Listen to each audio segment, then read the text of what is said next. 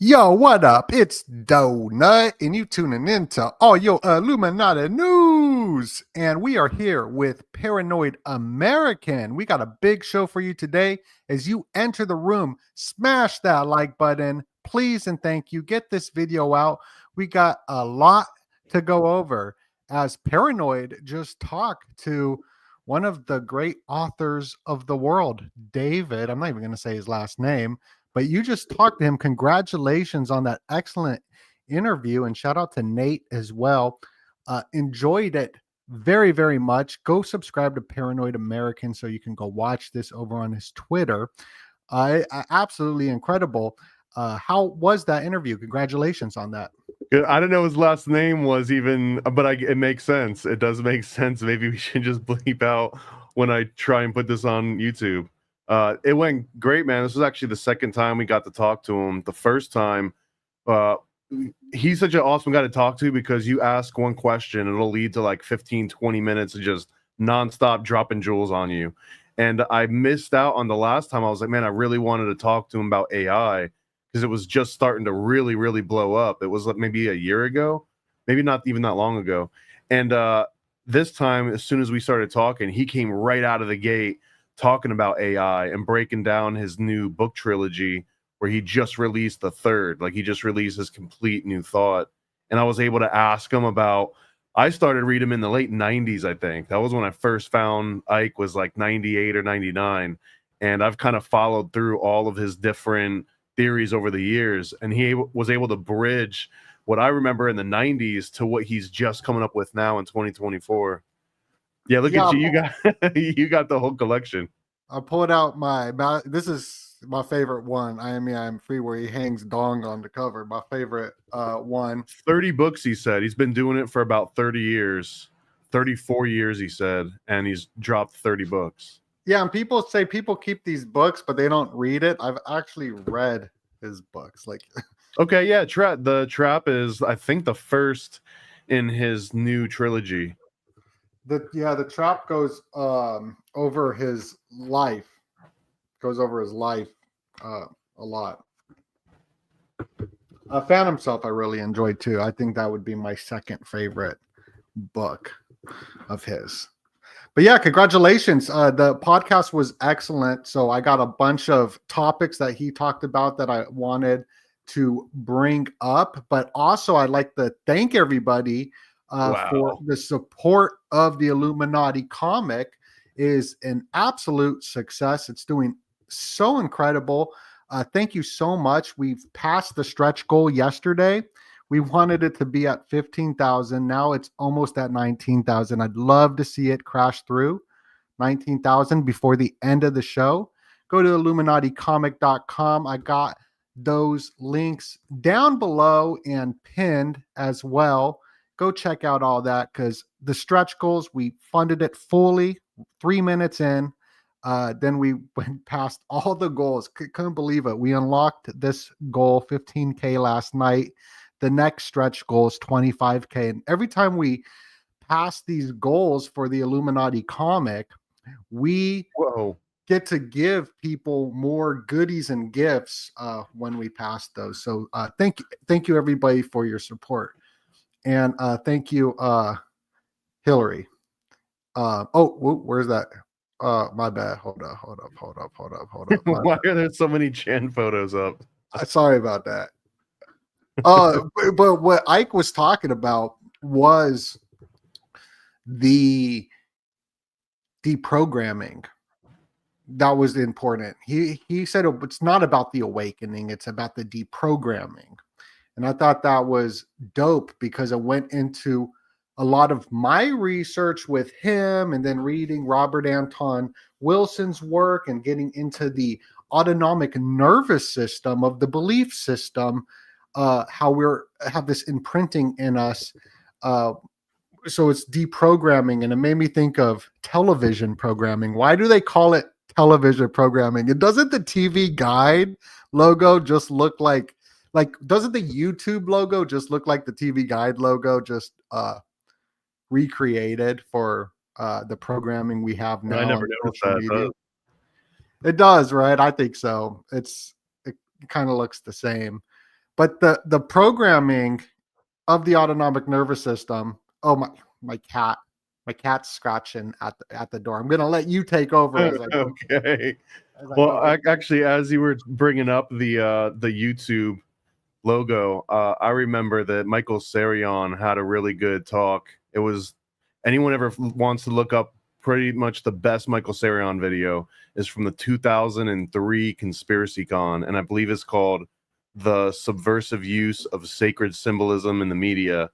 And this is probably like an old quote now, but he would bring up the MTV logo and just repeat it over and over and over again until it clearly started sounding like it's empty TV, MTV. And I like all the way that all these different TV corporations, they basically make sounds of what they're making, like YouTube. It's also something that you can almost turn into a mantra very easily. And who said this? Tassarian the Great? Sirion, at the 2003 Conspiracy Con, he was giving a presentation called The Subversive Use of Sacred Symbolism in the Media, which was right before the launch of his Origin and Oracles series. This is like early 2000s. Yeah, I watched that. That's where I learned about these words, MTV. It leaves you empty, MTV. And this is why I look at people on the world stage, famous people, and their names. What does their name say when you're saying it? Because of that MTV, empty, empty. And he That's also that NLP. Oh, it is. It's NLP. I mean, you could classify it as that. NLP is just like a field of study almost. Well, everybody now is saying, I am the media. I am the media because Elon said it. So now everybody who's on his D heavily is saying, I am the media, right? And Tassarian brought up about the media in one of his best documentaries that he made. Not, it's like a movie that the media, going back to like the word, where does media come from? Like the word media, there's a region called media in the Medes. Or going back to what are the scribes? Jordan Maxwell broke down the scribes, and even I'm trying to find. I thought I had it pulled up already, but I guess I didn't. But even Dogecoin, I believe, goes back to the Doge of Venice. Elon Musk is tweeting about the Doge, and he just made the Department of Government Efficiency named Doge. And this is all meme magic with words, but I think this goes back to something more ancient in Venice. And I was trying to break down the symbology of this, and I swear I counted 33 stars, bro, but I was wrong. There's 33 stars, but I was wrong because all these stars I didn't count. So I had to. Well, this is totally AI generated anyways. It is, yeah. So the the words and symbols definitely is something I'm super interested in. That's a good question though. Like if AI generates something, does that have the same like importance and symbolism? Like does the number of stars that it generates, is it all the same as if a person sat down and made it? Oh, you think that was that that was AI generated? You work with the AI. No, it's got all the telltale signs for sure. Yeah, you work with this AI very deeply, so you understand it a lot more than people. Now, I think that the pictures coming out of Elon's spaceships, they look AI to me. Will you let us know if they're AI? I'll bring up these pictures that are recently been broadcasted. Well, I should clarify that the logo, that Doge logo, not only is it AI, but it's like what I would call a one-shot AI. Like there was no modifying to it, no post-production, just it came directly out of the engine looking like that, and someone said ship it. So sometimes if you do have other photos that aren't just straight up AI, they can easily be doctored. A lot of tools that you can use to sort of deduce some of that. Okay. AI or real? I mean, I don't know. I don't know if those are the only two options. I would say enhanced. It does look like they're all enhanced in some ways, but they don't. None of them look like straight, like 100% AI. They Shout out could to very well be. Slick Dissident up in here. And shout out to everybody in the comment section. Brian says Happy New Year. Thank you, Jessica. Uh what up, Jessica? Thank you, everybody up in here. It's good to see Eric and everybody. Human. We're gonna get into some Saturn stuff, hopefully, because that is a big topic that was talked about for so long. But he started your podcast with the programming and the belief systems, and he went into detail. Wherever you're born, that's the imprinting that you're going to be living at. I'm born in America, so I'm going to America, because I'm born here. So wherever you're born, that's the imprinting that gets set into your autonomic nervous system that Timothy Leary wrote about, and Illuminati Dolphin John C. Lilly, metaprogramming PC, with the Illuminati Dolphins, and that the frequency of light, we don't see everything, right? And we get lost, and we're not in reality. We can't see reality fully because or the light spectrum, but also we're not grounded in reality a lot of times. Because we are stuck in our head all the time, future tripping or being full of shame about the past, right? So we're living in the past full of shame and guilt, or we're future tripping, living in the future, not even living grounded in reality.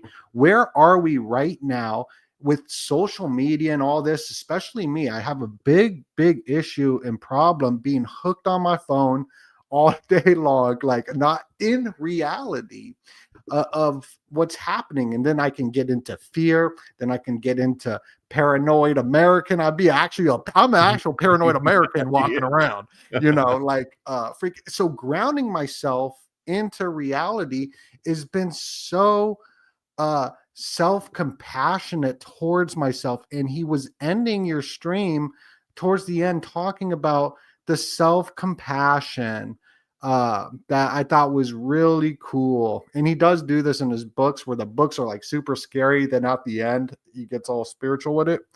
But the self-compassion is like where we get self-esteem. Why do we have in the bookstore business and self-esteem packed, right?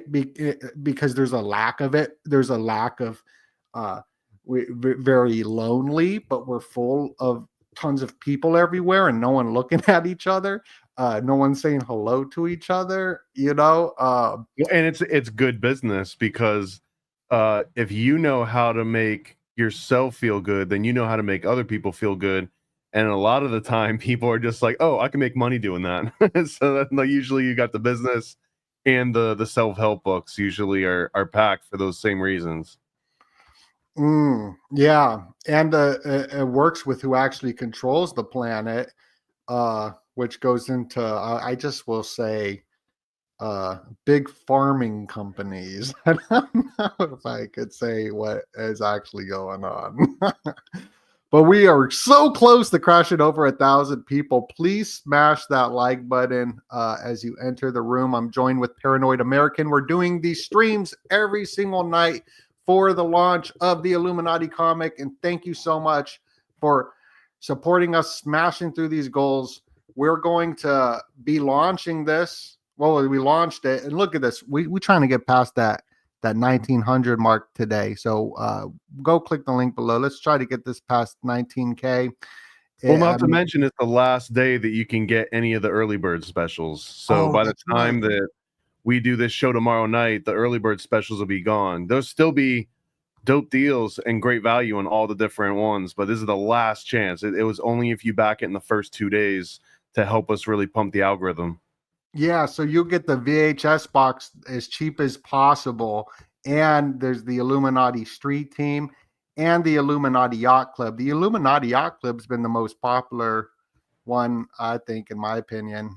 Even that seems to be the one that a lot of people are. Dude, it comes with so much that we couldn't even fit everything in the little like look at how tiny all the little objects are in the graphic. There's so much more that we didn't even get to fit into it. Bro, yeah. So go click those links below. Let's try to smash the goal for tonight to get this past the 1900. We really, really appreciate it. And you're going to love it. You're going to love it. It's amazing. So let's talk a little bit more about your interview. But is there anything else you want to say about anything? Well, there's one kind of big transition that he started to make, and that was in the early or the late 90s when I started reading his books. A lot of it had to do with these entities or bad actors that were sort of hacking into this matrix that was determining our reality. And that was one of the questions that I asked him: is how his belief from that particular approach evolved since then. And he kind of described it in that he felt that he was feeling out exactly what was going on. And originally it got put on, okay, someone has to be hacked into. It's got to be this group. But over time, it seems more like it's the system itself. Like the entire system is that he kind of described it in this neo-Gnostic way of like Yaldabaoth, where Yaldabaoth is this Gnostic sort of, some people liken it to Satan. It's a little bit of an oversimplification when you get into Gnosticism, but it's this like demiurge, and we're living in the demiurge's brain, or like all the plasma that makes up both consciousness and material matter, that all that combined together as a system is sort of the thought patterns of this Yaldabaoth creature. In which it was kind of a wild take on it. And then he also has another version of this where there's two different earths, and one of the earths is like a pure version, but that someone kind of made a clone of it. They kind of like copy pasted it, and he used the analogy of a website. So like right now, the website you're on, you could download that page and all the images and all the code and everything onto your computer, and then you can go and mess around and turn it into something else, right? Like edit all the pages, because you got your own copy of it, which is completely separated from the real one that's out there on the internet still. And he was kind of describing that the reality that we live in is sort of like that copy, like someone saved the real version from somewhere at some point, and then just kept making changes over and over and over again. And that's almost like the entropy and the chaos and what everyone sees as declining society, or whatever you see as the ills of the world, that these are all the side effects of editing a copy like over and over and over again. Interesting. Yeah, I know a little bit about this Yaldabaoth and how important the symbology is. Breaking that down, we did the Illuminati worms video where Yaldabaoth is a worm or larva, and it does get pretty deep. And the Loch Ness monster is actually a worm. And then here's the 8, right? The infinity logo that's used for meta. You can see it here as well. It's also the 2-ball cane, in my opinion. It looks like a 7 and the 2007 as well. So there's a lot of symbols within symbols within symbols within I symbols. see like a little owl face in the bottom of that one too. Maybe that's Which just me. one? Maybe the one you just had it on. Yeah, that one. It's like the little infinity sign, or the 2 eyes, and the tail is like a little nose. Mm-hmm. Oh yeah, for sure. And also, this is like an egg that it's in. Hooty hoo. Hooty hoo! And Master P. Hooty hoo! That was Master P song. It was also Outcast too, right? Oh well, I think they're both from the same like. You still shout them both ATL. out if you see the cops. That's what you say. It's interesting because speaking of the ATL and the ATLians, and I've been bringing back the ATL to the ADL, but not that ADL, the ADL or the Adler, the Reich Adler, the Adler of the sun of Phoenix, which is the sun symbolism. The ATL going back to Atlantis as well. So you got all these ancient philosopher mystics obsessed with Atlantis. I think even Plato, wicked smart Plato, was obsessed with Atlantis too. I could be wrong. I'm working on getting wicked smart, but No, you're right. No, he talked about Atlanta. I think he even mentioned it in the Republic. Maybe not, but I know Plato definitely talked about it. and the Republic is what the Illuminati use as well. And also, we got to bring Matt Arid on. He was talking about how the Republic. No, I brought on David Goslin over on my Patreon, but we're gonna bring him on. He was explaining how the Republic, the elites, there's like a hidden code in the Republic, which is like don't follow any of these ethics though. Like this is for the two different people, the people who control. I can see that. There's a passage somewhere in the Republic, and I always butcher it when I try and think of it, but it says it's something to the tune of you won't even read this book until you're in your 40s, or don't even try and read it until you're in your 50s or something. And then if you read it before then you just don't have the worldly knowledge to understand any of the information that's supposed to be in it.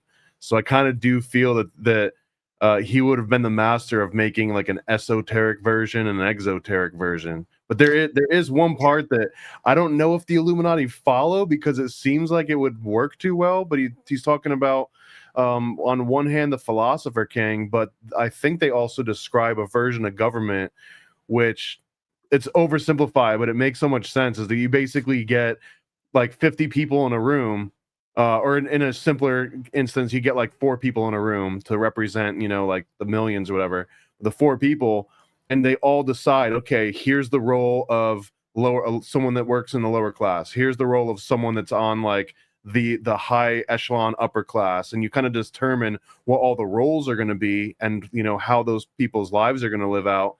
And then you randomly assign everyone in that room those roles. So the whole point being that to oversimplify, if you're voting on like the role of a homeless person, right? Or if you're going to talk about what the lowest class is going to be, then it's in everyone's best incentive to define that as something livable or something that wouldn't be a horrific existence, because you might end up with that assignment. You know what I mean? So everyone kind of would have to get together and figure out a nice balance between all the roles in society, which doesn't sound anything close to like what any country has. You know what I mean?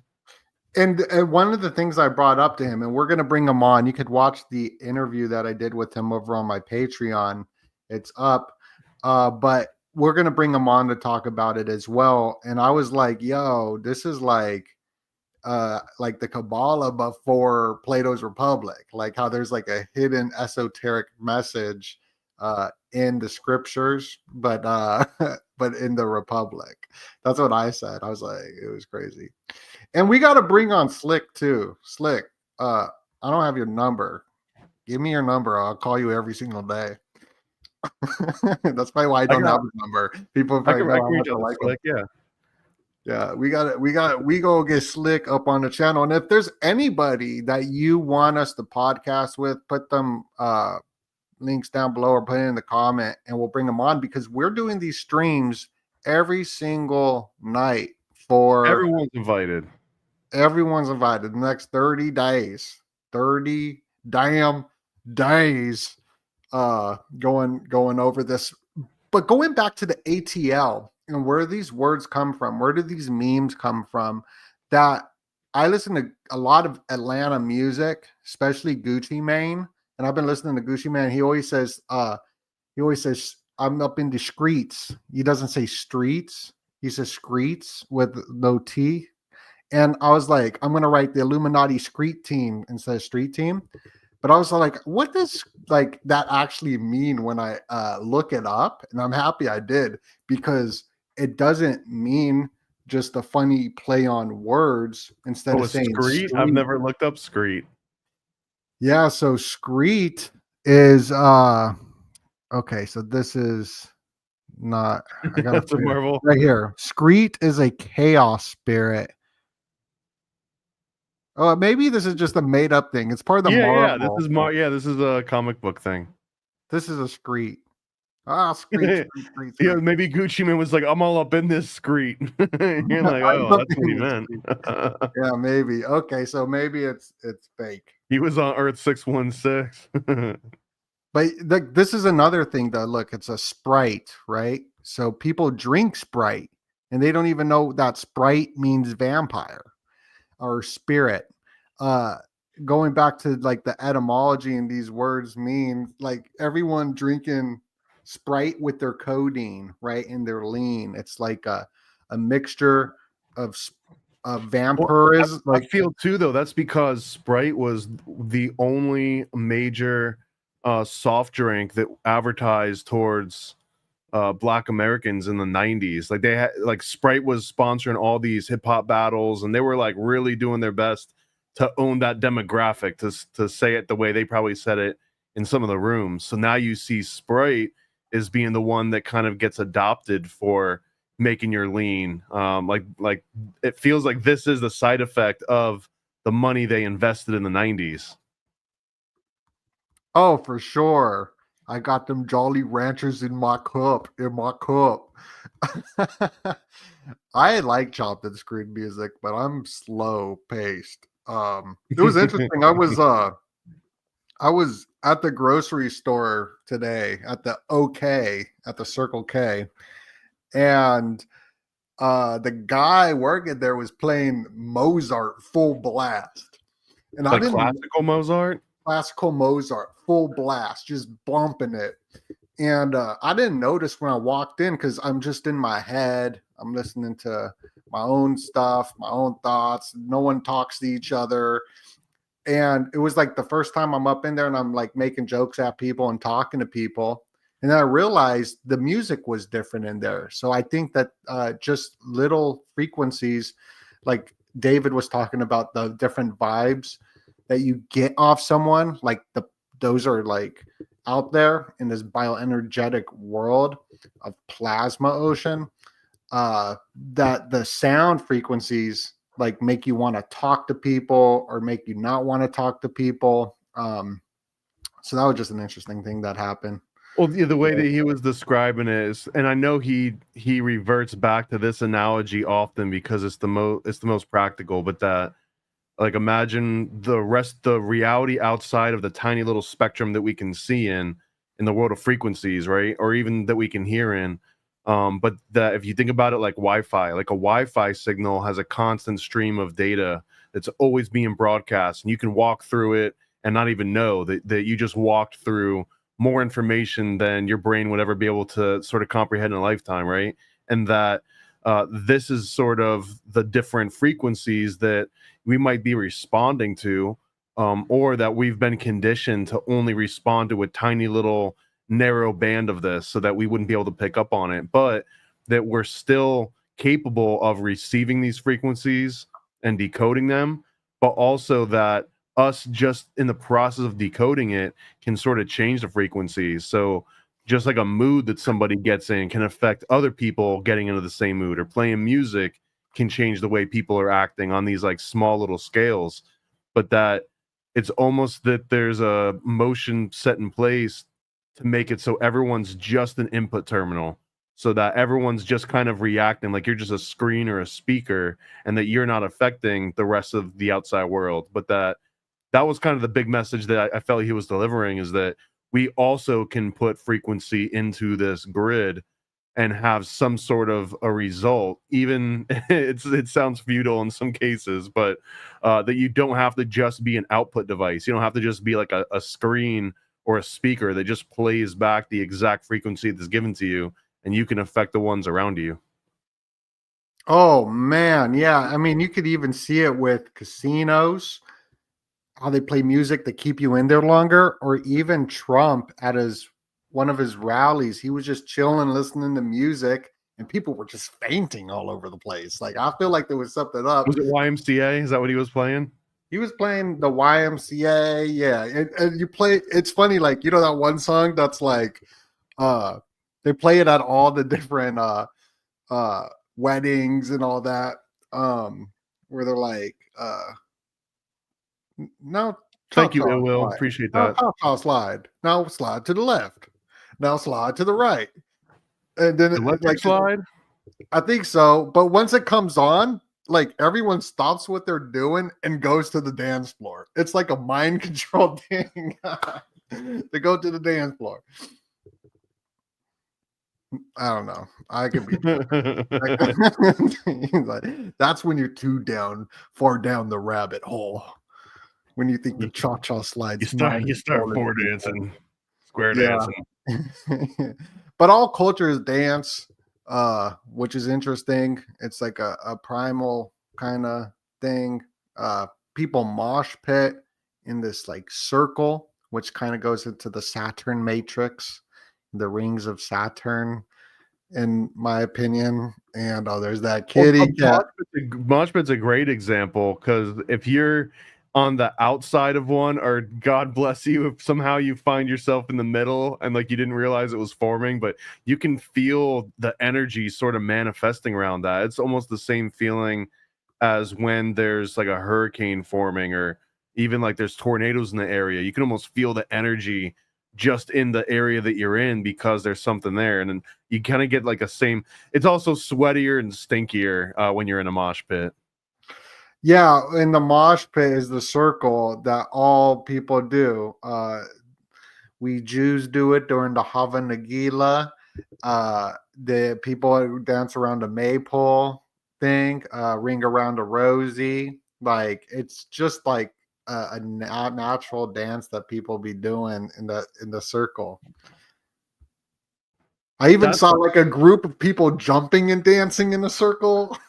Have you seen that video? This is going to sound weird, but this is also most humans' first experience in an altered state of consciousness is just spinning around in circles. That's pretty much like 90%. Yeah, getting dizzy, but like intentionally getting dizzy and then being like, whoa, that's weird, and then doing it again.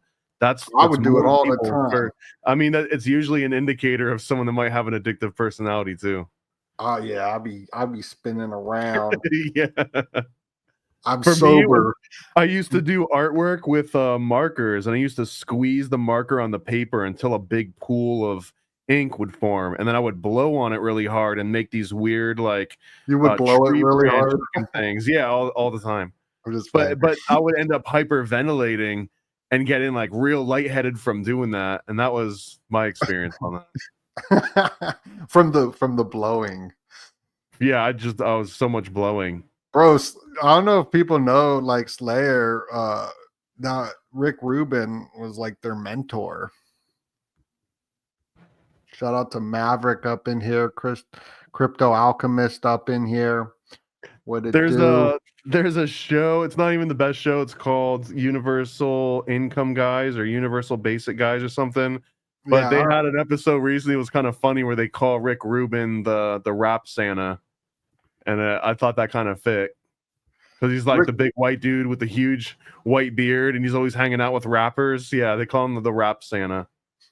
Yeah, he's hanging out with, like, he gets them. I listened to this book, though, which is the Circumpunk, symbolically of the sun. Great book, though. I thought it was fire. But he's definitely into some occult stuff with these artists. Like, there's something going on, because I could have sworn he was on a episode of Little Dicky. He was. It was really good. That was a really good episode. It was a really good episode. And I did a podcast with Juan, and dang it, I'm his name's slipping my head for a second. But the guy was going over how the ant eater that Lil Dicky was carrying, his name was AA in it, which goes into my whole Twin Peak AA symbolism. Here, I'll pull it up. Yeah, whoop whoop. AA Lil Dicky ant eater. It was a great show. It reminded me a little bit of, speaking of Atlanta, the Atlanta show. They kind of have real similar vibes to it, where it almost gets into like a Kafka-esque surreal comedy world. Bro, yeah, no, I love that show. I'm a big Lil Dicky fan. There's The show was super good. It was funny, but Dave. then That's what it's called, Dave. yeah. Hi, I'm Dave. But then it gets like freaking emotional. You're in it, and you just start. I started like I'd be tearing up. I'd be like, what the heck's going on here? And like maybe like it was strange. Like there's that one scene. It was towards the end where the dude has like a bipolar episode and freaks out, and Yeah, his like manager. is like his best friend, and then he calls little Dicky out or whatever, and then it goes to the next day, and he's going on tour, and then he brings out like his homie on tour with him because he was like rising up in the ranks, but he like brought like his homies with him too, so it just like showed this like camaraderie. I really liked it. Really good film show. But I don't like his whole climate stuff. That's super sketch. But besides that, it's yeah, I like it all. Oh, speaking of Wait, super what's sketch, his climate stuff? oh, he's just super like he did that song with Kanye and Ariana Grande and all the celebrities like we are the world, Mm-hmm. and it was all about the climate.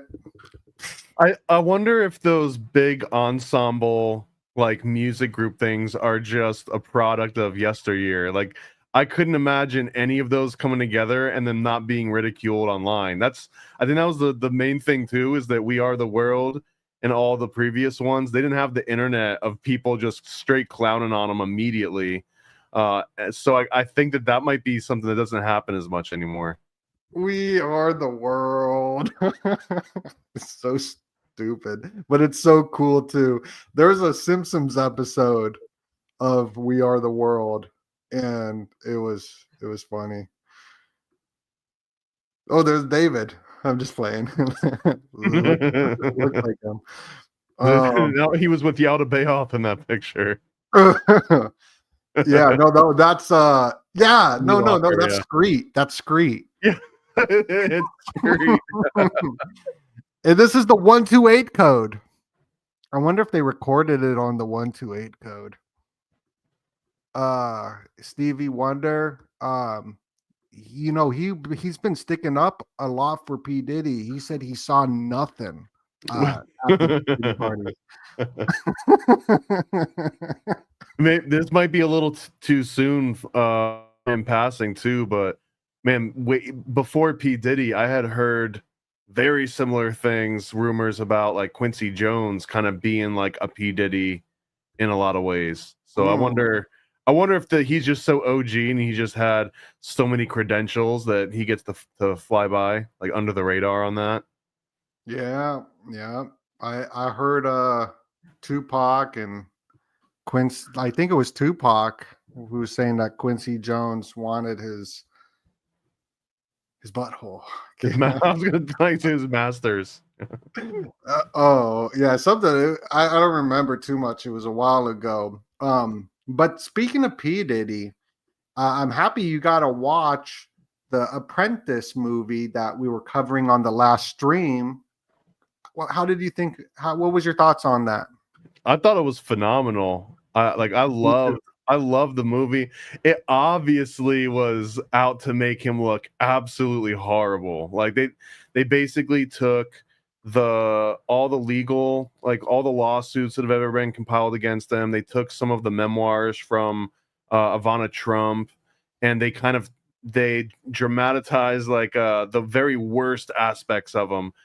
But I mean, he still comes out kind of looking like a G in it. And I didn't know you were breaking this down for me the other night, and I just like couldn't appreciate any of it because I had never really looked into Roy Cohn before.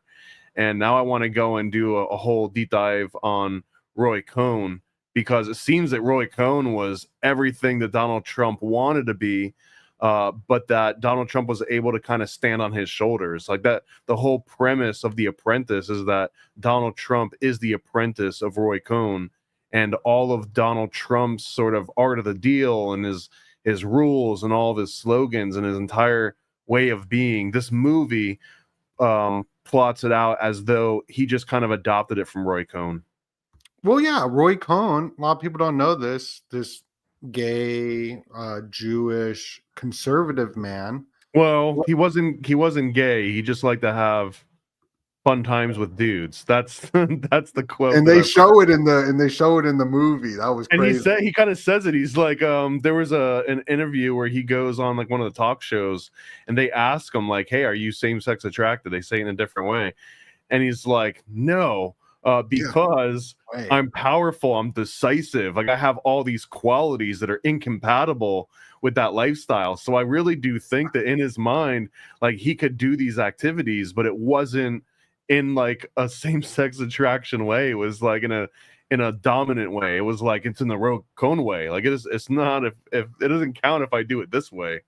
Well, this is like that top level. When you get top level, especially in New York, like that, it gets into like stuff like this. And this was one of the, as a filmmaker, it was like watching. It was a new Casino. It was a new Goodfellas. Like it was a gangster film. And they do a really good job of making it look like 70s and then 80s and then 90s in the way that they even shoot the video. They did, and I love. What do you think about this scene? I thought this scene was great. This is in the trailer, but This is when he like calls him over and he's like rocking back in his chair and he keeps getting a glimpse of Roy Cohn back there. And Roy Cohn kind of is picking him out. You know what I mean? Like he kind of, this is him almost anointing him originally. and he's got the Sampaku eyes right here, Yeah. sort of, which is showing that he's gonna have a downfall, and then they show like his downfall in the film. And you also get to see like some naughty scenes with Trump. It's man, this movie was in part created entirely to satisfy all of the weird demented obsessions that people have got. If you've got TDS, like this will let you live out all of the most extreme versions that you've maybe have like propped up in your mind. You get to see him violating people in horrible ways. You get to see his vanity getting to the point where he's like doing things to himself that maybe he's like trying to keep secret. Like I don't want to give too much away. I also want to get too much into the gory details. But it like vicariously lets you say, I knew it. I knew he did that. You know what I mean? Like it gives everyone that sense of sort of like accomplishment or like resolution. Like, oh, I was right all along. You know, I knew that he did that, even though it's a movie that's been dramatized. But they the biggest one for me that they kind of hone in at the end was that spoiler alert, Roy Cohn, he succumbs to a disease towards the end of the movie, but Donald Trump gifts him these cufflinks and he's like, I had these handmade by Tiffany, it's like pure gold or something, or platinum, it's like pure platinum, and there are Tiffany diamonds in there, and he gives them, and then Ivana Trump or I think his wife or someone leans over and he's like, you know, that's all counterfeit, right? Like that's all fake, like that's pewter, and those are cubic zirconia, and none of this is real. And it was like the last thing that Donald Trump gave to him before he passes. And then they kind of make it seem like even to the very last moment, he was just like lying and cheating and trying to pull things over on people. So like that vibe is real strong, but at the same time, man, I guess maybe I've been watching that new Penguin series too, and something real similar happens where the person doing the training, like the mentor to the apprentice, the mentor is telling them like, you can't care about people. You got to be able to just do whatever the heck you want to do. That's what real power is. Don't apologize, never admit defeat. So when Donald Trump does this to him, I would almost imagine Roy Cohn would be like, that's my guy. Like, the student has finally surpassed the teacher. But it makes it more of like a pathetic. Like you almost feel bad for Roy Cohn that he's created this monster. But I don't know. It almost seems that Donald Trump filled the shoes that Roy Cohn was like laying out in front of him. Well, this is a great film if you like that movie, and I thought there was something with the the Illuminati naughty time party what that was showing in our last video where he's wearing the Nixon mask, but it goes all into espionage and sexpionage. And this film was even better that I really enjoyed. Where's my Roy Cohn. I thought it was Where's My Roy Cohn was better than the. I mean, they're no. It was this is a documentary, right? this is a documentary. The other one was a film. So Right. two different things. But it's good. It's good. It's a good movie, good show. But Well, you brought up somebody. I'm yeah, sorry, go dude. ahead. This is such a deep, dark rabbit hole. I am gonna do my best. I'm gonna dance around all the terms. But if anyone's really interested in this, Craig Spence is absolutely at the epicenter of basically a high-level politician-only version of Epstein. That he was involved in giving these late-night tours of the White House that got reported in a few different papers, a Mooney-driven paper, but this guy's found expired in a Ritz-Carlton hotel, and he writes a message to the CIA on the Mirror that basically, I think they've got it on the wiki page. They show exactly what he wrote on this mirror. But this guy was at the epicenter of a huge blackmail ring that basically involved same-sex attracted politicians that as high as you could possibly imagine. And this guy also ties directly to Lawrence King of the Franklin scandal, which I didn't want to get into too much on the details on this one, but look up John DeCamp, look up the Franklin scandal book by Nick Bryant, look up the documentary called Conspiracy of Silence that I think dropped in around 2003-ish, that apparently was this Discovery Channel documentary that got pulled at the last second and then leaked online. It's wild. And this guy is sort of the name that no one mentions, but he was the one that probably had all the names. Like, this was another Epstein 100%. Yeah, and I got a release. I did the Nick Bryant interview a while ago. I gotta edit that and release it. It's on my page. Such a good book, man. I like Nick Bryant's book so much because the impression I got when I read it is that he read John DeCamp's book, and John DeCamp's book was called The Franklin Cover-Up. And there's some very, very over the top claims in that book with maybe not the best sources always backing every single one of them up. It'll absolutely blow your mind. Like, this is what probably threw me off the deepest rabbit hole ever, was John DeCamp's book. But then Nick Bryant, this is Nick Bryant's book, and he kind of had the same experience where he read John DeCamp's book, looked into some of it, and thought, "There's no way. Like, this is too crazy. It would be impossible, because if any of this were true, then this changes everything." And as he's trying to disprove it, he ends up building an even more compelling case than John DeCamp was able to, because Nick Bryant approaches this from sort of an investigative journalist standpoint, almost, again, like to debunk it with a very critical eye. And he comes up with all sorts of stuff about a guy named Rusty that worked for Hunter S. Thompson and Bohemian Grove, and wild. Like, this is a really long book, and this will black pill people. Absolutely. Yeah, Franklin's scandal is beyond shocking. Yeah, and so I got to interview Nick Bryant, and he's the guy who had the Black Epstein Black Book. He had that, and he was trying to give it to people to report on it, and no one was reporting on it. Well, I mean, I can see why. And we were talking about this earlier too, but that having blackmail on you, it's easy to think of it as though it's this big covert operation. Like, oh man, you were at this party and they secretly recorded you, and now they got blackmail on you.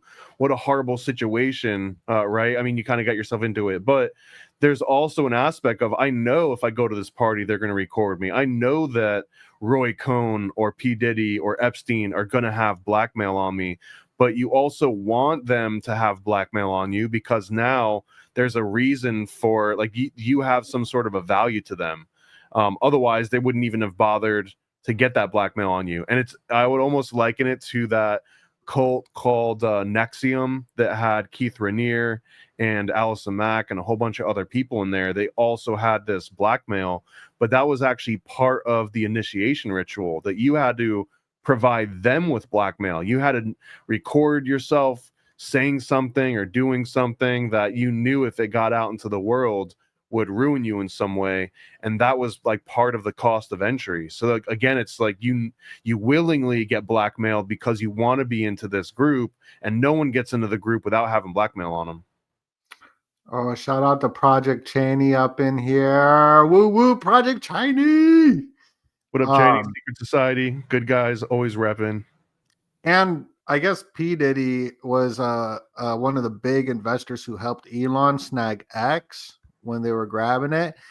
And the whole P. Diddy connection, like here's the P. Diddy party for his 50th birthday party in 2009, right when the world was getting locked down. And Jay-Z is a very, very huge connection to the PayPal mafia, in my opinion, to Jack Dorsey, to Twitter, to X, to all of this, as he's teamed up with Jack Dorsey, very much so, with these different crypto adventures that they're on as well. And this just Vanity Fair imagery, just weird, you know. This was not too long ago, before the world got locked down. Then they opened it back up, and then now we're hearing about this. And just looking at the pictures of what was going on, here's Kanye with Kim, and this is the Vanity Fair. Everybody's involved in politics. Cardi B is opening up Kamala's like campaign. Like this is all connected to the mind control. Snoop Dogg open up the Olympics for the world. Snoop Dogg open up the damn Olympics for the entire world. Like, so this is super deep into it, and it's a Vanity Fair, a absolute 100% leftist magazine, put on by the Dame of Malta. Like if we go back hella far to Henry Luce, connected to the 322 Skull and Bones and whatnot. His wife was like in control of it, obviously not for this issue, but just going back to these different power bloodlines and Priory of Sion type things that are going on that are way deeper than we could understand unless you spent a lifetime looking into these things. And all the different magazines connected to secret societies and institutions, the strange saga of Epstein's link to cryptocurrency moguls, and the Bitcoin connection to Epstein, I've heard people talk about. But the thing is that Palantir, the PayPal mafia, JD Vance, everybody in Trump's cabinet, with Elon now being, part of it. It was interesting listening to David talk about In-Q-Tel. Yeah, dude, this was the In-Q-Tel was an interesting one. We just kind of kept going because David was just dropping so much knowledge on there. When I was working at Disney, we actually had a number of projects that were specifically being catered to trying to get In-Q-Tel to basically help back some of it. That was like one of the business models that they had worked out, and that it's not a secret that this is the CIA's venture capital arm. One of the examples that the project manager gave us that was trying to coordinate all these deals was, remember the Xbox Connect? It was like one of the very first video additions. It was like a camera you would play in addition to your Xbox. So when you moved your body around, you could almost like control what the character in the video game was doing. It's kind of outdated now, you know what I mean? But when it first came out, it was a huge I don't deal. even remember this. You don't remember this? No, but I had an Xbox, but I don't. It didn't do great because they only made a very small handful of games that ever worked with it. It was maybe about as popular as the Power Glove, which wasn't that well received. But anyways, this was one of the examples that he gave us, was that I don't know if it was the Xbox Connect directly, but whatever the prototype was for that started this whole thing that ended up in the Xbox Connect, it was like a dentist guy, like a dental thing where they were trying to use two different cameras to create like a 3D mapping of somebody's mouth. It was like something really kind of boring, but In-Q-Tel somehow identified, oh, that can be used for all sorts of applications, and just one of the many different applications ended up being Xbox Connect. I assume that a lot of it ended just being like, weapon systems and stuff. And I think that the upgraded version of what the Kinect does would be like LiDAR. LiDAR. I don't know if you ever heard of LIDAR. It's not the same as what the Kinect was doing, but it has a similar result where LiDAR, it's based after the concept of radar, but it uses light. Wow. LiDAR. Okay. It uses like a sweeping infrared light to take a 3D picture, and 3D. Oh, I think they do that. Yeah, so it basically creates like a depth map by just using this LiDAR. There's all sorts of purposes for it. Yeah, they do this with dentist, I think, right? Right. Well, so this is the next level of wherever the Xbox Connect technology kind of started at. But apparently In-Q-Tel was somewhere in the middle of all these advancements. LiDAR, dude, that looked kind of sick. That's wild, bro. LiDAR, everybody smash that button for LiDAR. That's wild. I worked for a company for a small amount of time that used LiDAR to pick oranges.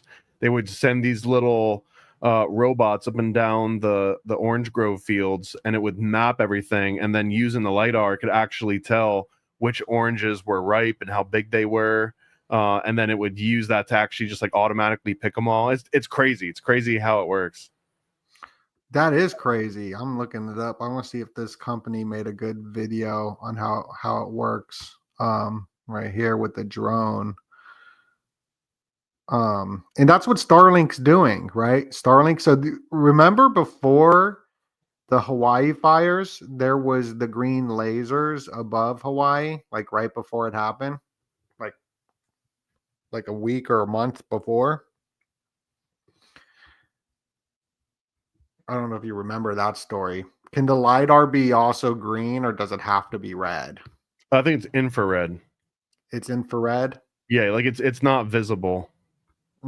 It's the same. It's the exact same technology that they put in like a Ring camera that operates at night. It uses like the infrared light in order to light things up for night vision, and then it just has an infrared camera or a filter on the camera that can pick up the infrared. LiDAR does that. It just the point of LiDAR is it does a whole bunch of sweeping motions, and it starts to create what you call a point cloud, a 3D space point cloud, to then determine where things are at in 3D. Somebody says I'd be looking like Be Real these days. Shout out to my father, Be Real. Woof, whoop. That's my dad. Whoop, whoop. Insane in the membrane. Insane. Got no brain. Okay, thank you. I was like, oh man, should I stop doing it? Like you keep me going. I've been looking at Elon for a while, and I'm happy David still talking about him. Like, yo, Peter Thiel is I don't know if he brought it up, but he's on the steering committee of the Bilderberg Group. He didn't mention that part, but he brought up Peter Thiel a few times, and he made a really good point about Musk too. That Elon Musk, his role is to usher in the concepts of Neuralink and to usher in the concept of universal basic income and autonomous driving vehicles. That he doesn't have to play any other role other than to make these things cool, acceptable, and ubiquitous, so that whenever the real versions of these things get swept in, Elon Musk has kind of shown everyone sort of what the template's going to like he kind of softens the blow by easing you into these ideas, so when they fully show up in all, like now when all the cities have autonomous vehicles, it's like, oh yeah, that thing that Musk was doing in some city that I had never been to before, now it's here. Well, I live in a smart city, so we got full-on Waymo, Google smart cars driving everyone. I was walking down the street and one pulled up on me, and there was just a dog chilling in it. I'm sure there was people in it too, but like people don't drive here anymore. It's all AI. I can see the allure for it, because then you don't have to own a car, but you always have a car available to you. And then the point that David was making is that also means that at a certain point, it'll just be like, no, you're not going to your friend's house. Your friend lives in a bad neighborhood where bad things happen, so you're not going there. And if you don't have your own car, your own diesel, your own gasoline vehicle, then you just might never go to places that the government doesn't want you going to, because cars are just straight up programmed to pretend like it doesn't exist. Yeah, and Elon's even saying, "Yo, we're going to get rid of self-driving cars with this Tesla," like, because he's that figure for the right. If the left said and did any of the stuff that the right's doing now, the right would be mad. But since the left's not doing it and the right's ushering in the authoritarianism, totalitarian tiptoe, he explained it really well, and I liked it. And look, we just crashed through that 1,000-minute mark. I don't know, an hour mark. How long is that? Hour. We just crashed through 1 hour, and we're doing these streams. We're joined by Paranoid American, and we are raising the Kickstarter funding. We've crashed through the goal. We're trying to get past the 19,000. We're almost there, trying to get past this 19K. We are one yacht club sign up away. We are one yacht club sign up away. If you don't know about the Illuminati Yacht Club, you want to join the Illuminati Yacht Club, I mean, you get a bunch of dope stuff. I'm going to play the commercial, and then we're going to get back into all your Illuminati news. The Yacht Club. Ooh. Yo, what up? It's Donut, and you tuning in to all your Illuminati news. Get your copy of the Illuminati comic. This is not the commercial I wanted to play. I'm gonna play the other one, the newer one. This one's cool though. This was cool. We double dipping, and you can talk over it. You're Paranoid. We could still hear you if you have anything you want to say, as well as I play the commercial. And we'll be right back after these commercial breaks. What up? It's Donut. The Illuminati comic dropped worldwide.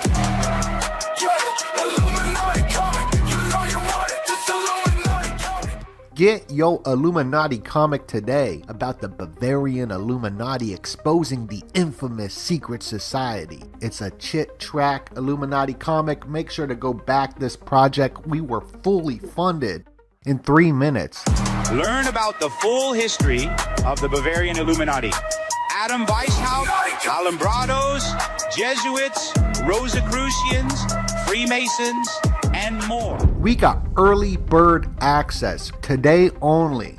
If you subscribe today, you get a massive discount anywhere in the world.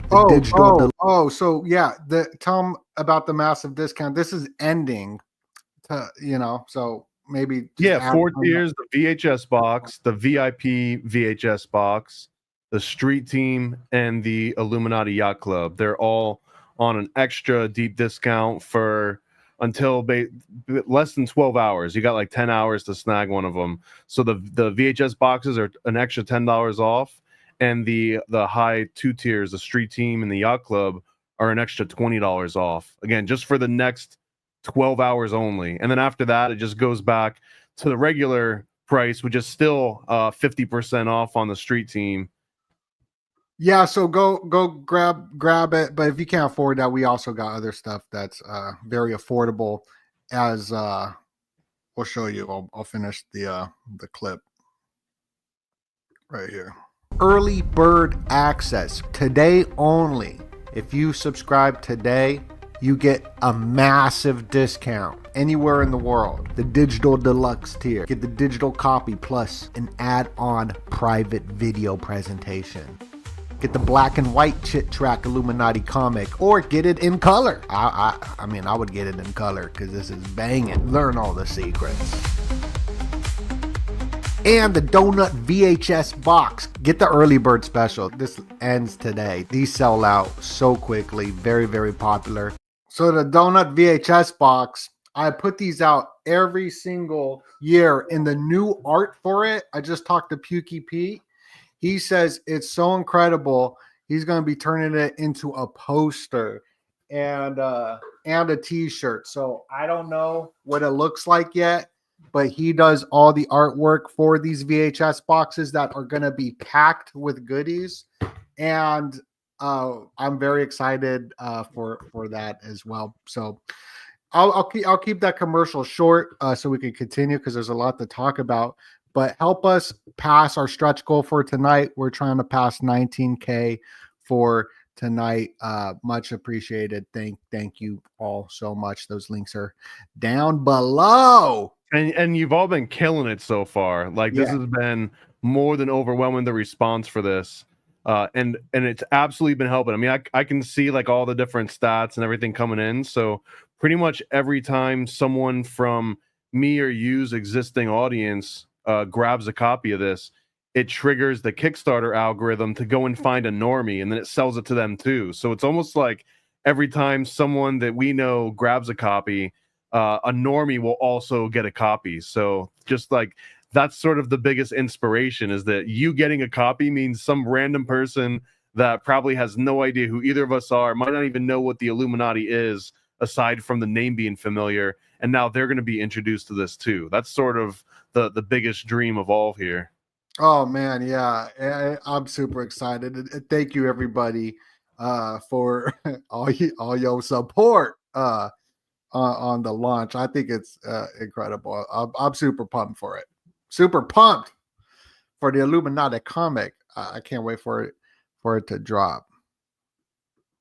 So what's Chan doing in there? That's my boy.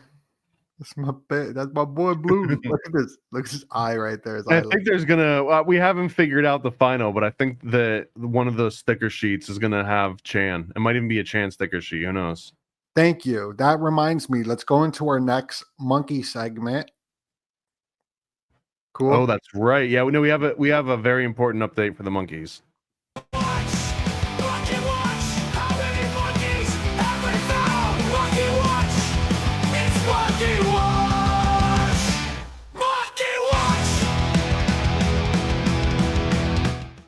Very important, since yesterday they have found another 5 monkeys. So the total of found monkeys is up to 30. There's only 13 remaining that they have to find. Thank you. That is all for the monkey watch. No, but they're losing other animals out there in the South Carolina. Oh my God. How many monkey watches are we going to have to do? Well, now we got an emus watch. Emus. Emu watch. Emus. I never even knew what an emus was, but it actually has a lot of history of bloodshed and battles. There was the Great Emu War in the 1930s. I don't know too much about it, but a man holding an emu killed by Australian soldiers, brave Australian soldiers during the Great Emu War. Did you know about the Great Emu War? Yeah, I lost many family members in the Great Emu War. We will never forgive the emus for that. Bro, this probably is like something super serious I shouldn't be joking around about. I have no idea anything about it. But there was a Great Emus War, and the emus is running wild with the monkeys. You're gonna see the monkeys have learned how to ride the emus. That's gangsta. Yeah, I mean, after what happened to Peanut, they wisen up. they saw the news and they're like, "Oh, we got to break out of here and start fending for ourselves." And they would have been right. They would have been right about that. That's exactly what's happening. But I kind of want to just hear that song one more time, just because that song's so amazing. If you don't mind, let's go.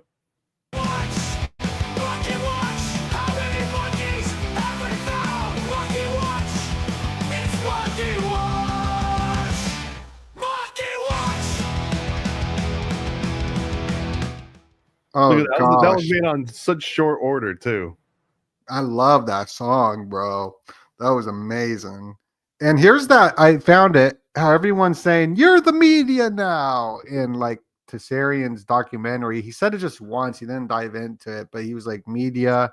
And then there's this region media in the Medes. So I'm sure that's kind of where it's stemming from, that we don't even know in our lost history. And here's some pictures of the Wi-Fi. You were bringing up Wi-Fi. I already had the Wi-Fi pulled up.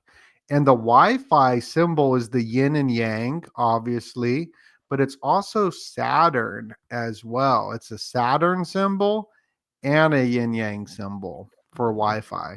Oh, I never noticed the Saturn. Yeah, it's very subtle. It's the subtleness of Saturn and the yin and yang. This is why I don't believe in the people that talk about rising above non-duality when everything is duality. You got the two hands, the two nose holes, the good and evil, two ears, two hands, 2 feet. Like everything is duality.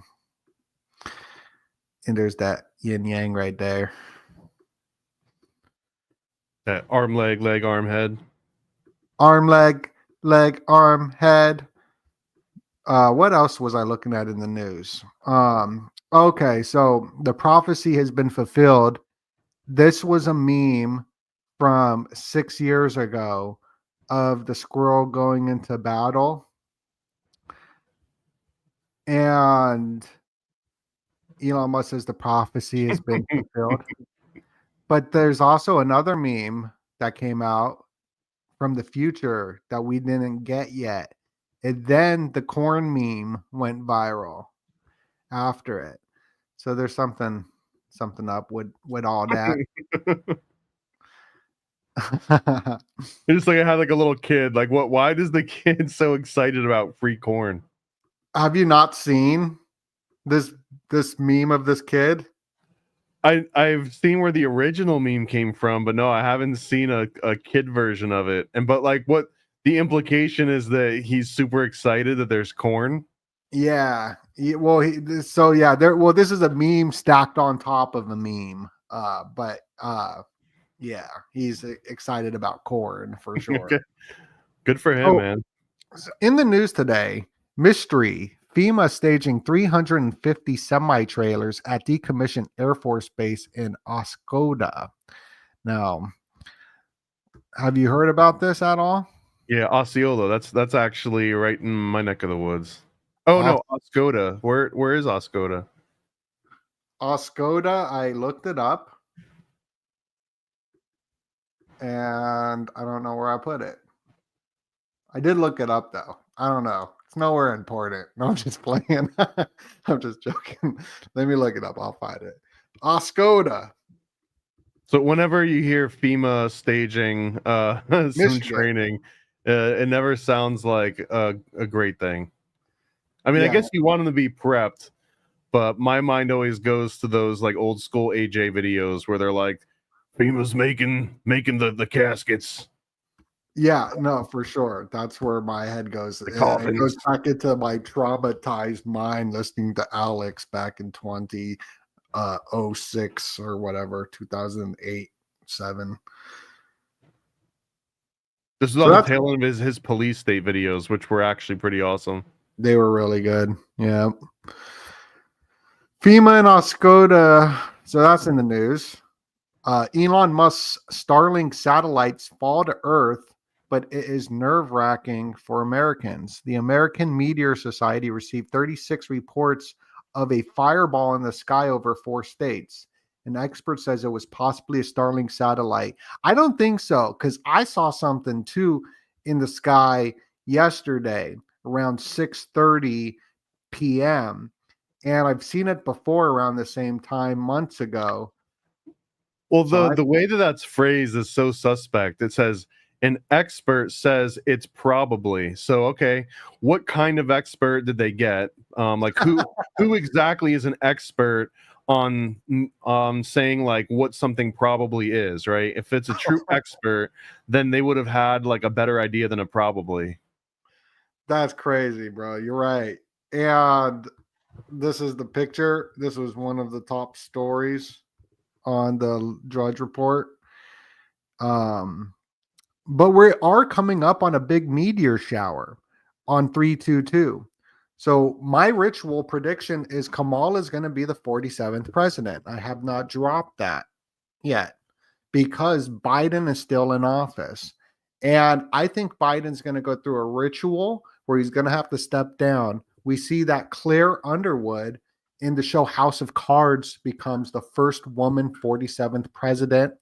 So I think that this meteor shower that's happening on 3/22, November 17th, happens every 33 years, just 2 days after the full moon in, I don't know if it's in Scorpio, but the full moon's on November 15th during this Mike Tyson and Jake Paul fight. The Mike Tyson and Jake Paul fight, they rescheduled for this full moon because it's a distraction of what is about to go down on the stage. Everybody's going to be watching Mike Tyson and Jake Paul. And I think that Jake Paul will lose because of the Sampaku eye of the underneath, showing that tragedy is coming his way symbolically. Not that if you have that in real life, that's what it means. I'm talking symbolically on movie posters and stuff. And that's what I think is going to happen. I think a ritual going to go down for the full moon on the 15th. The full moon energy is 3 days before or after, which lines up perfectly with this November 17th meteor shower, the 3/22, 33 years for the 47th president. It's just all lining up. I think that's my prediction. We'll see if it happens. Kamala. I think Jake Paul's going to lose just because he's a little punk and he's going up against Mike Tyson, who's a freaking beast. Oh, yeah, but that's just, I don't know. Jake Paul is like an official boxer now. So I don't know. I don't know Sure. anything about the boxing stuff, but He could definitely, both of them could definitely beat either one of us up. bro, there's the funniest thing I just keep thinking about where Jake Paul is talking about kissing Mike Tyson when they're talking, and then Mike Tyson's like talks about like how he like fantasizes about him. It's like the craziest video. Have you seen that? No, I haven't seen this one. I mean, I've seen some pretty wild Mike Tyson videos about him talking about making love to his opponents. Oh, okay. So he okay, yeah. This is like something Mike Tyson used to do to really get under people's skin when he was gonna square off with them. So yeah, here I'll play the clip. I got the clip here. I got to download it real quick, but it is hilarious, and it's something that he just like. Did you see the Mike Tyson short series about his life? I think so, with his coach and all With that. his coach, yeah, that was really, really good. It was good. I remember that. Have you seen The Hangover? Yeah, yeah. That was good too. With Zach Galifianakis. It starts with a gal and ends with a kiss. Zach Galifianakis. Have you seen Bored to Death, the show? I don't think so. I think you would like it. Zach Galifianakis is a comic creator. He creates comics in the show. Let me pull up this video. Hopefully it's okay to play it. We will find out in real time. We'll start with you, Katie. Yeah, it's hilarious. What is one thing people don't know about you? None of that fucking. Whoa, sorry about the language.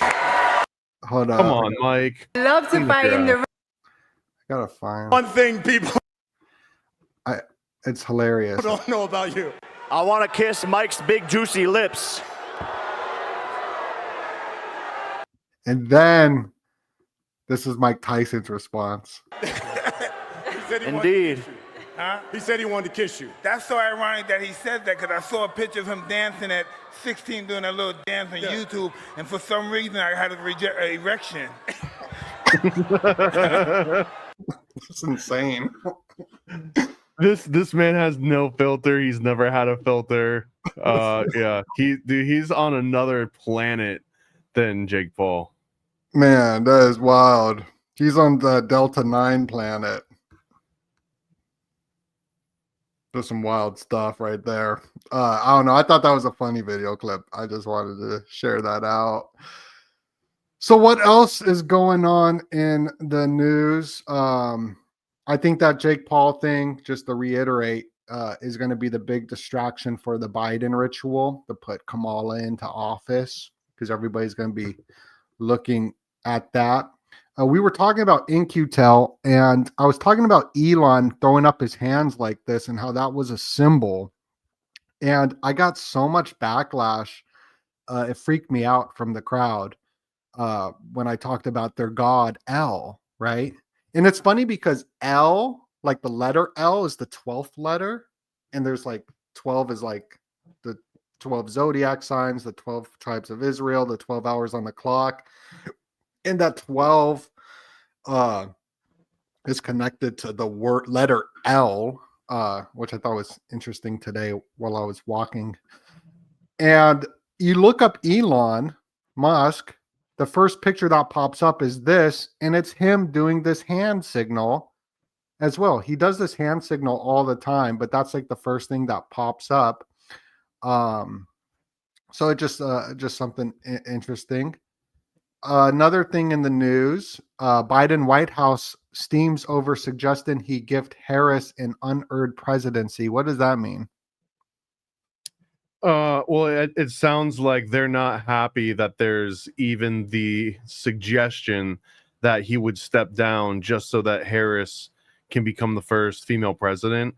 And I also see that the most, I guess, far-fetched take on this would be that Biden hates Harris, like absolutely despises her, and that he sort of intentionally drug his feet on stepping aside at the last second and didn't give anyone time to plan, so that the DNC would basically be saddled. They'd be stuck with running Harris for president, and that maybe part of Joe Biden did some of that intentionally just to screw with the DNC and just to screw with Harris. So the fact that he would willingly step down to let her become president so that she can enter, the annals of history, I think that's the part where it's like steaming over. It's more like, no way. Like he already did as much as he could to prevent her from being able to become president. So it doesn't seem likely roll over at the last second.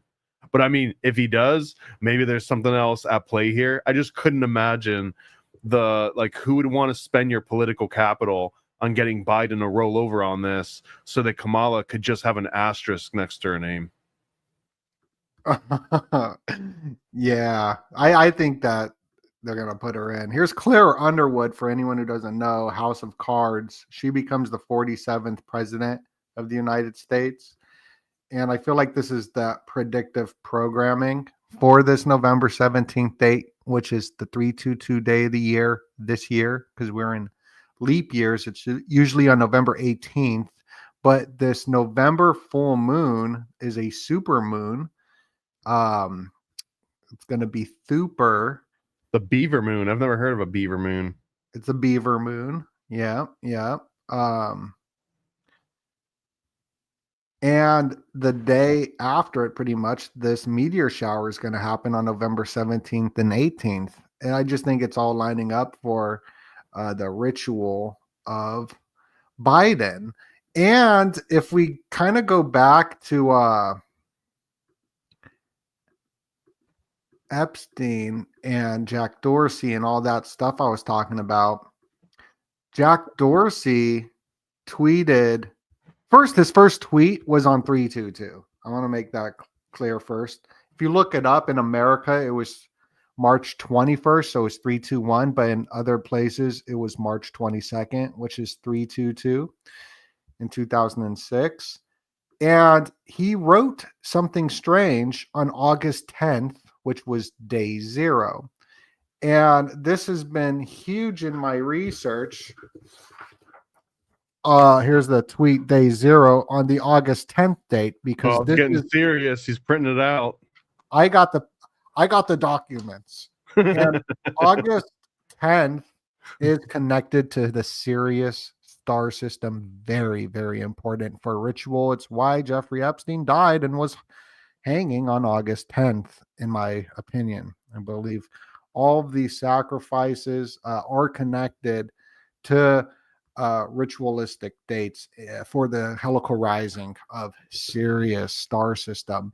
America was founded and created all around this Sirius star system. And day zero is a computer term. So just going into like day zero being a computer term, I think it's a military term as well.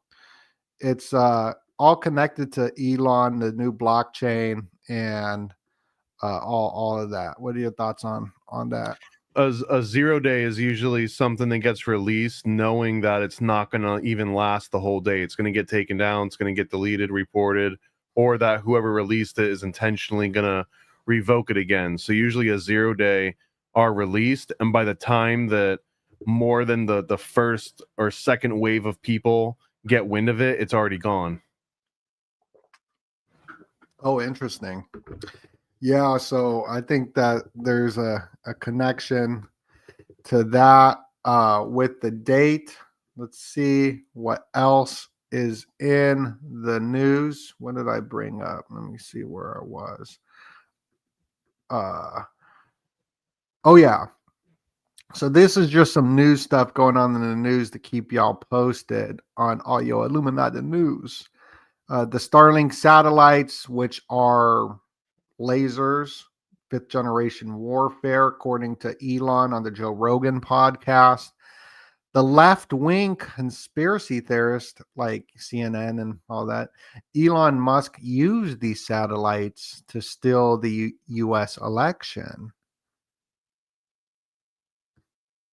A lot of people don't know that the word deep state that like Alex says all the time, it actually comes from the left. This guy wrote a book. He was a liberal and he wrote about the deep state, but then the right took over that term. And speaking of MTV leaving you empty, we keep hearing this word deep state, and I feel like it's NLP for you are getting very sleepy. You're going into a trance, right? We keep hearing about trance. We're going into a trance, the deep state. You're getting into a deep state of sleepiness.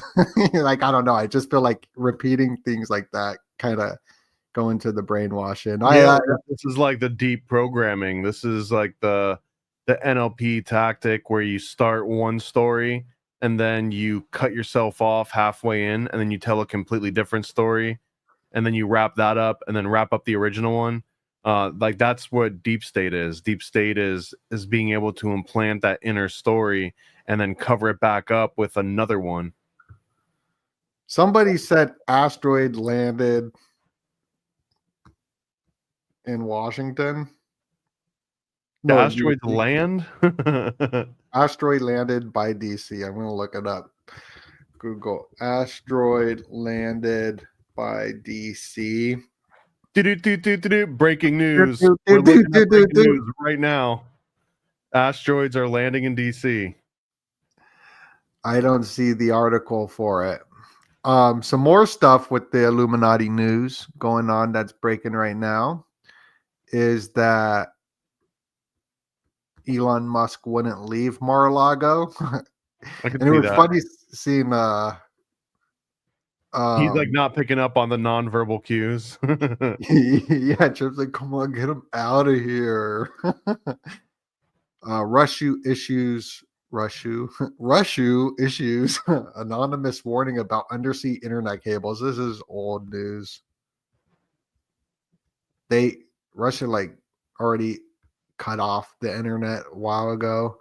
Mexico signals it could hit back with tariffs at U.S. Larry Summers sounds alarm bell on inflation. Inflation is definitely getting bad. America's STD explosion. People catching one every minute. The first time I read that, I looked like TDS, America's Trump derangement syndrome, which would have weird. Much sense though. Yeah, Trump derangement syndrome. Explosion late there. it's an anagram for TDS, STD, TDS. That is wild. That is absolutely nuts. It is spreading. Yeah, it is spreading. the Illuminati comic. I mean, I'm so excited for that. I'm gonna see if we smash through that goal. We're yet. so close. We're so close. It's 18914. Oh man, we're so close. We're trying to smash through the 19,000 mark. The next Or one today. person that gets the VIP box or a street team or any of those higher tiers will be the one to push us over. Yeah, so this is the Illuminati comic. Me and Paranoid American are streaming every single night at 11:11, but sometimes we start at 11:30, but around that time we're going to be streaming every single night, going over all the Illuminati news. So make sure to smash that like button, share this video out, go subscribe to Paranoid American, because we're going to be doing an exclusive stream over on Twitter and Rumble probably tomorrow or sometime this week on topics that we cannot talk about over here on YouTube, because we are promoting this Illuminati comic. And thank you so much for all your support. We crashed through our milestones just one after another. Right when we launched it, y'all made us just crash through the fully funding in 3 minutes. We passed through this goal, and we passed through the 15,000 last night. So let's get past that 19,000 so we could start aiming for the next tier, because once we pass these stretch goals for the Illuminati comic, everybody gets more gifts in it, and there's just a bunch of goodies. You want to talk a little bit about what's going on with the project so far? Yeah, I mean, so we broke through those first 3 goals. So now if you look at any of these printed rewards on the right or anywhere in this, there's also going to be coming with extra stickers, extra trading cards, ones that aren't even listed on here. And if you don't know about the conspiracy cards that are in here, this is probably one of the most popular projects that I ever put out. And they started as a bunch of parody cards that were fashioned after 80s and 90s baseball cards, and then the ones you see here with me and Donut on them, these are based after X-Men trading cards from the late 90s. So like we've got an entire set of these things. There's over 200 different conspiracy cards, and this particular campaign will be the only way that you can get 3 of these up front. We've got an Adam Weishaupt trading card that's fashioned a Don Russ style, and then we've got Philo on another card, Adam and we got Weishaupt, Albert Pike on one. Adam Weishaupt created the Illuminati with Philo right here. Right, Adolf Kinnegi, we'll say. And so Adam Weishaupt was basically the president, the CEO. He's the one that originally has the idea to form the Illuminati, and he kind of had the original Rolodex.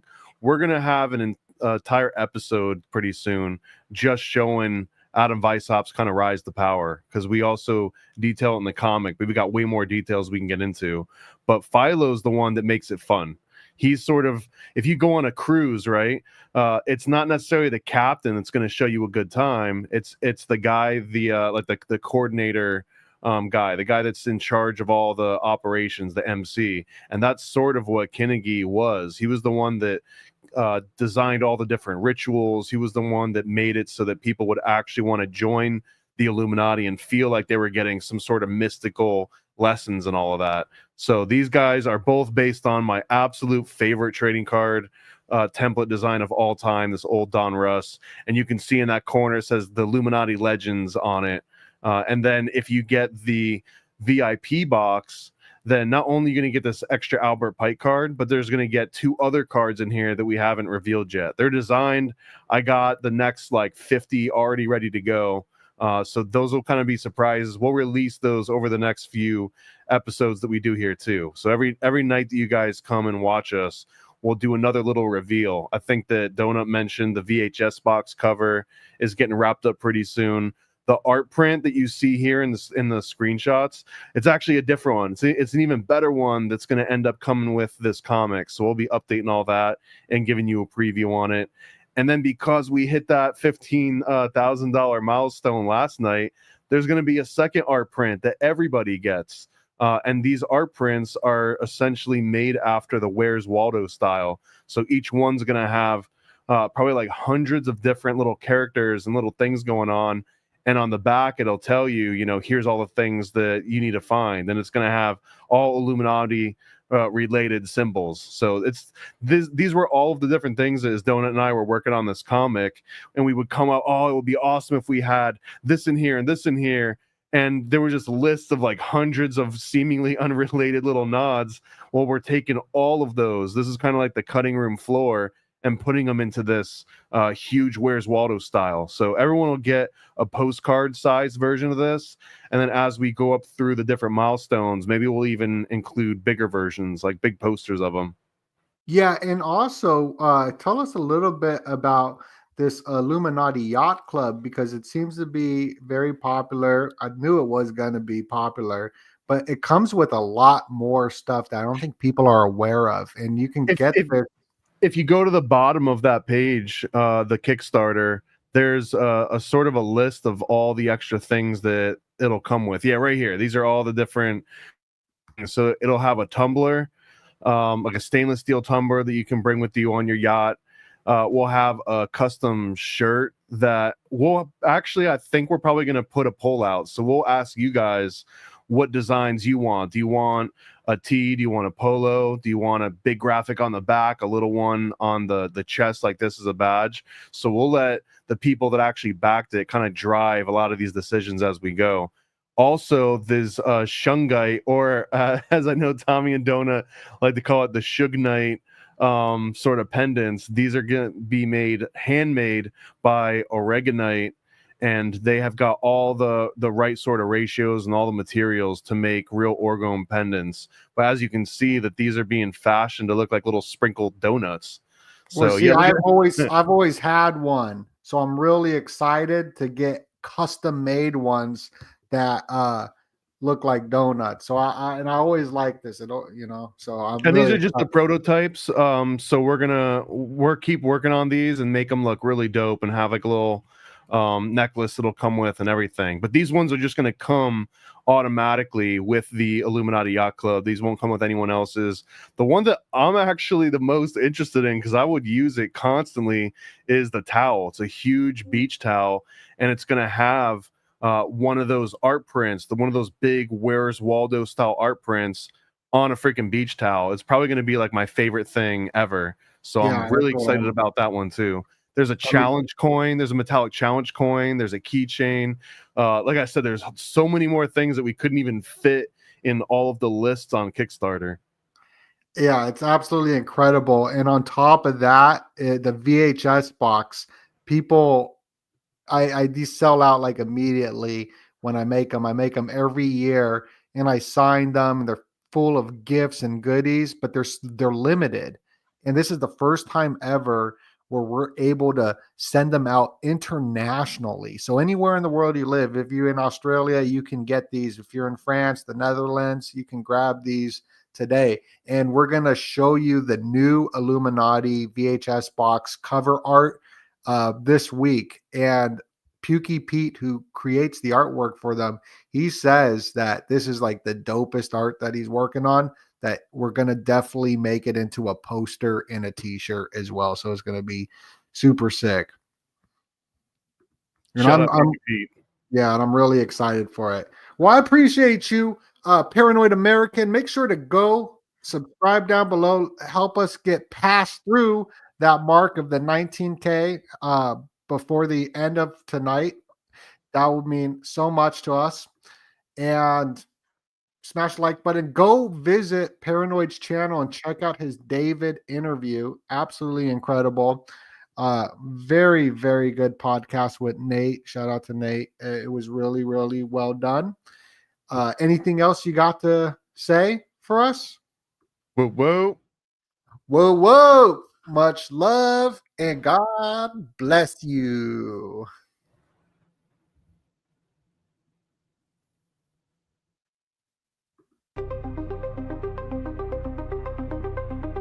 Yo, what up? It's Donut, and you tuning into all your Illuminati news. Get your copy of the Illuminati comic. IlluminatiComic.com. You know you want it. get early bird access to massive discounts and exclusive gifts. Dropping worldwide. Learn the secrets of the Illuminati. Access the secrets. Join the Illuminati Yacht Club. Get the Donut VHS box and join the street team. Click the link below. Limited time only.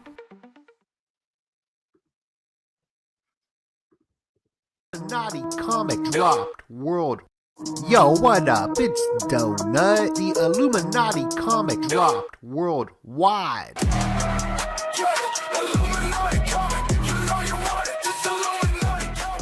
Get your Illuminati comic today about the Bavarian Illuminati exposing the infamous secret society. It's a Chit Track Illuminati comic. Make sure to go back this project. We were fully funded in 3 minutes. Learn about the full history of the Bavarian Illuminati. Adam Weishaupt, Alumbrados, Jesuits, Rosicrucians, Freemasons, and more. We got early bird access today only. If you subscribe today, you get a massive discount anywhere in the world. The digital deluxe tier. Get the digital copy plus an add-on private video presentation. Get the black and white Chit Track Illuminati comic, or get it in color. I mean, I would get it in color because this is banging. Learn all the secrets. And the Donut VHS box. Get the early bird special. This ends today. These sell out so quickly. Very, very popular. And it's the first time ever we're doing them worldwide with the Illuminati comic. Massive discounts today only. Click that link below. The Illuminati street team. Become part of the street team. Get a bunch of these comics and slang them. You can make a bunch of money. You can make your money back and profit. If you got a store, you can sell them out of your store, or just hand them out, leave them at the library. Join the Illuminati street team. Or if you a big baller like that and you want to be part of the Illuminati Yacht Club, that's for the big ballers right there who want to join the Illuminati Yacht Club. I mean, that's that official, like a referee whistle pledge right there. So click that link below. This is the Illuminati comic. Sign up right now. Reserve your spot. Much love and God bless you.